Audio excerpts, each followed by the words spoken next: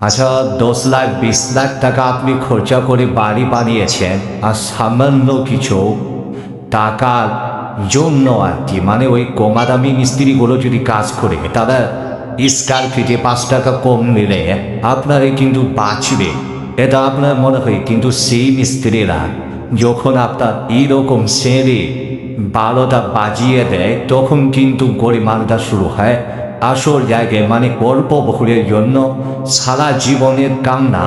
এটা আমরা সবাই জানি। দেখুন, এই যে এখানে সিঁড়িটা যেটা বানিয়েছে, আপনি যদি দেখেন মানে সিঁড়িটার এক কথায় 12টা বাজিয়ে দিয়েছে আর কি, যাকে বলে। প্রথমে আপনাকে দেখাই গোড়া থেকে, তাহলে আপনি কিন্তু বিষয়টা বুঝতে পারবেন না। এই যে এখান থেকে সিঁড়িটা স্টার্ট হয়েছে, ঠিক আছে, এখান থেকে সিঁড়িটা স্টার্ট হয়েছে, খুব চমৎকার। এখানে কিন্তু একটাও স্লাইড হয়েছে, 3.5 ফিটের ফ্লাইট হয়েছে। এবার এখান থেকে এই পর্যন্ত মোটামুটি খুব সুন্দরই হয়েছে, ঠিক আছে, সুন্দরই বলা চলে। কিন্তু গন্ডগোলটা কোথায়, যখনই এই ফ্লাইটটা এখান থেকে যখন এখানে যায়, তো একদম এটা গোটায় একদম কি হয়েছে, একদম উঁচু হয়ে গেছে।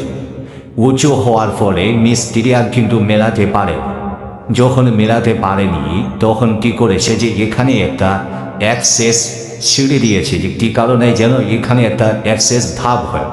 তো এটা কি হবে, ধাপগুলো দেখুন, একটা ধাপ 8 ইঞ্চি 9 ইঞ্চির মতো আছে, নিচেকারগুলো যেগুলো আছে সব কিছু ঠিকঠাক আছে, কিন্তু উপরের ধাপগুলো যখন দেখবেন মানে টোটাল একদম লাবিস করেছে, ঠিক আছে।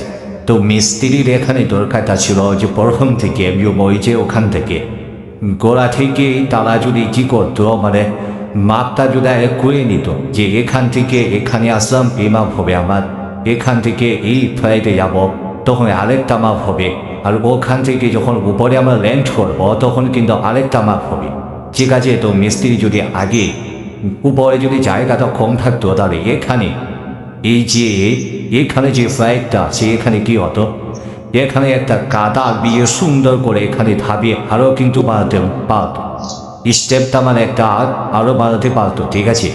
এখান থেকে যদি বেভাবে করে দিত, ঠিক আছে, তাহলে ভাবি এখানে আরও হতো। প্লাস এখান থেকে যদি ওই যে ওখানে উপরে ওই জায়গায় যদি একটা কাঠাম দিত, তাহলে মানে 6 ইঞ্চি দুটো ধাপি এখানে যদি আর বেরোতো, তাহলে এই যে উঁচুটা আছে এই উঁচুটা কিন্তু এখানে হতো না, এই ফ্লাইটটাই একটু আরও উপরে হতো, ঠিক আছে। উপরে হওয়ার ফলে এটা কিন্তু আর হতো না, সরাসরি উপর থেকে নিচে পর্যন্ত হয়তো। এই জন্যই বলি যে মিস্ত্রির যখনই আপনি 10 লাখ 20 লাখ টাকা খরচা করে বাড়ি বানাবে, আর সামান্য টাকার জন্য 10-20 হাজার টাকার জন্য আপনার বাড়িকে এক ভালো মিস্ত্রির হাতে করান, তবেই কিন্তু আপনি একটা ভালো জায়গায় থাকবেন।